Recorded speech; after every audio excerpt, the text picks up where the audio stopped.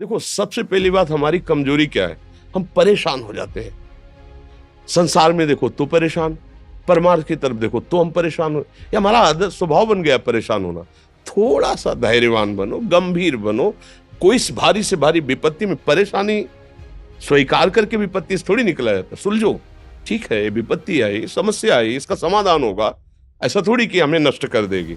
अगर अभी हमारी बड़ी हानि हो जाती है, हम कल इससे बड़ा लाभ प्राप्त कर सकते हैं। हमको एकदम बिल्कुल गंभीर रहना है, इतने कमजोर नहीं बन जाना। अब वो गए तो क्या होगा, अब वो वस्तु गई तो क्या, पद गया तो क्या होगा। प्रयास किया था, ये पद मिला था, इससे बड़ा पद प्राप्त करूंगा, मैं इससे बड़ा महान बनूंगा। ठीक है, एक बार गिर गया, गलती हो गई, दंड भोगूंगा, फिर इससे ज्यादा संयम में रहूंगा। बिल्कुल मतलब एकदम फ्रेश दिमाग रखना चाहिए। पर अपने लोग क्या है, जरा सी बात में एकदम पचड़ा कर लेते हैं, एकदम कमजोर हो जाते हैं। ये बिल्कुल ठीक नहीं है। हम जीवन भर की यात्रा की बात कह रहे हैं, भारी से भारी कष्ट में भी मुस्कुराना, तो हमें बल मिला है, हमें भगवान की कृपा का दर्शन हुआ है, हमें उनका दुलार दिखाई दिया है। अगर ऐसे तो भाग जाते, फिर परमार्थ में थोड़ी चलना होता है। आज जो आप सुन करके लाभ लेने की चेष्टा कर रहे हो ना, ये केवल प्रवचन नहीं है, ये जीवन है। अगर ये जिए ना होते ना, तो ये इसका प्रभाव नहीं पड़ता, फिर वाणी का प्रभाव नहीं पड़ता। हम इसीलिए कहते हैं, जैसे आप लोग एकदम परेशान हो जाते हैं जब बोलो, क्या हमसे ज्यादा परेशानी होगी? दोनों किडनी खराब, दवाई लाने के लिए पैसे नहीं, पानी रखा है हम उठ के पी नहीं सकते, भीषण शरीर में कष्ट, भीषण बुखार, क्योंकि किडनी फेल, जरा में बुखार, खाने को क्या, रोटी मांग के लाओ। अगर वहां सब्जी मिलती है तो लाल मिर्च ऐसी पड़ के मिलती थी कि वो पा नहीं सकते थे। आप सोचो, पानी लाना है तो मुझे लाना है, पीना है तो मुझे पीना है। अगर मैं हारता तो कहां पहुंच जाता, क्या स्थिति होती? नहीं, मरना है, पर कदम पीछे। कोई दिन ऐसा नहीं जिस दिन सेवा ना की हो, जिस दिन सेवा ना गए हो। गुरु जी की सेवा में जाना है, पहले अपने को स्वस्थ साबित करना है, नहीं वो सेवा नहीं लेंगे। तुम बीमार हो, तुम कष्ट में हो, ऐसे उनकी दृष्टि परेशान थे, उनकी सेवा की, आके लेट गए। फिर हिम्मत की, अपनी श्री जी की सेवा की, मधुकरी नहीं गए, 3-3 4-4 दिन भोजन नहीं गए, पर सेवा नहीं छोड़ा, दिनचर्या नहीं छोड़ी। और उसका प्रधान कारण संयम, ब्रह्मचर्य, भगवत आश्रय, नाम जप, कभी हारने नहीं दिया।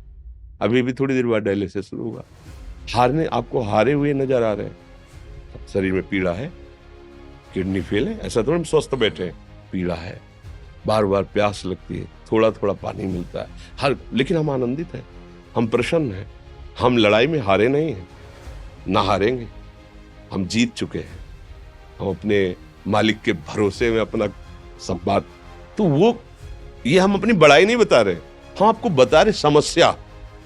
सोचो, तुम्हारे पास तो माँ है, भाई है, बहन है, परिवार है, कोई ना कोई तो है ना। मेरा किसी ने कभी जीवन में ध्यान भी नहीं दिया। क्यों? बचपन से बाबा जी बन गए, किसी से प्यार नहीं, किसी से संबंध नहीं, कोई जानकारी नहीं, हम कहाँ हैं, वो कहाँ है, किसी से कोई मतलब नहीं। अच्छा, जवान साधु कौन श्रद्धा करे? कभी गांव जाने की हिम्मत नहीं पड़ती कि रोटी मांग ले, पता नहीं लोग क्या सोचेंगे, क्या भावना कर ले। हम दरवाजे पे खड़े हैं, क्या कैसी भाव, जो हमारे सामने आकाश वृत्ति से आया यौवन अवस्था में, वही पाया, अन्यथा भूखे रह गए। जब हम हर समय अपने को विवेक के द्वारा सावधान रखे, तो हम कभी निराश नहीं हुए, कभी उदास नहीं हुए, कभी ऐसा नहीं लगा कि यार हम दुखी, कभी नहीं लगा। उसी का फल है कि उस सुख का संकेत मिल गया जहां दुख की निशानी भी नहीं है। वही उसी के बच्चे हो, हम सब उसी धातु से बने हुए हैं। हम इतना क्यों परेशान हो जाते हैं? हम ये देखते हैं, अपने लोग थोड़ी बात बिगड़ गई परेशान, नहीं बिगड़ी तो बिगड़ जाने की संभावना में परेशान है। आज सुख है, लेकिन कल सुख छिन जाएगा तो हम आज के सुख में सुखी ना होकर कल के दुख की आने की संभावना में हम भयभीत हो। मतलब क्या हमारी सोच रह गई? हमको इतना बलवान बनना है कि सुख और दुख दोनों हमको छू न सके। भारी से भारी सुख की व्यवस्था है तो अहंकार नहीं, हर्षित होकर किसी का अपमान न करे कि हम धनी, हम पदाधिकारी, अमुक। भारी से भारी दुख आया तो हमें किसी के सहयोग की जरूरत नहीं, हम फिर अपने कदम बढ़ाएंगे, हम फिर जुड़ी हुई अपनी भावनाओं को सजाएंगे। मस्त जीवन, एकदम तुम अविनाशी के बच्चे हो। शेर का बच्चा भेड़ों के बीच में फंसकर म्यों म्यों बोल रहा है, बस अगर दहाड़ना सीख जाए तो कोई भी उसे परास्त नहीं कर सकता। ऐसे भगवद अंश, तू प्रपंच में फंसकर अपने को इतना दीन क्यों देख रहा है? तू ऐसा है कि भगवान के दिव्यास्त्र में भी ताकत नहीं तेरे को मार सके। तू अविनाशी का अविनाशी बच्चा है। विनाशी भोगों को, विनाशी शरीर को मैं मान के इतना भयभीत, इतना दुख ठीक नहीं। ये सबके लिए, केवल एक के लिए नहीं। आप समझो, आप लोग सोचते हैं हम गृहस्थ होकर भला ऐसी स्थिति कैसे। जनक जी सुखदेव जी के गुरु हैं और राजा हैं, महल है, रानियां हैं, नौकर है, चाकर।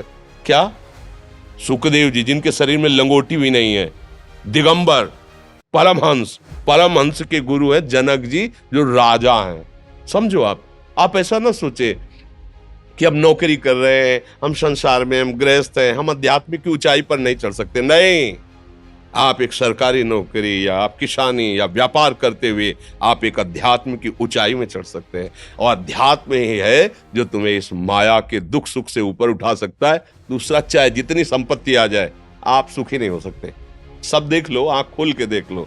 अध्यात्म ही है जो तुम्हें हर कष्ट सहकर मुस्कुराकर जीने का रास्ता बता देगा कि आप आनंदित हो जाओगे। कुछ नहीं बिगड़ा। अध्यात्म है तो कुछ नहीं बिगड़ा, अध्यात्म नहीं है तो कुछ नहीं बना, कुछ हाथ नहीं लगने वाला।